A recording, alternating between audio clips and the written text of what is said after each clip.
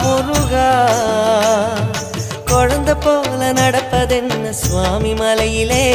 தீ கொழுந்து போல சிவப்பதென்ன திருச்செந்தூரிலே குழந்தை வேலன கொஞ்சி விளையாடலாம் கோபக்கார குமரன எப்படித்தான் நாடலாம் குளத்தை போல மனசு கலங்குது குமரா தெளிய வச்சா ரொம்ப நல்லது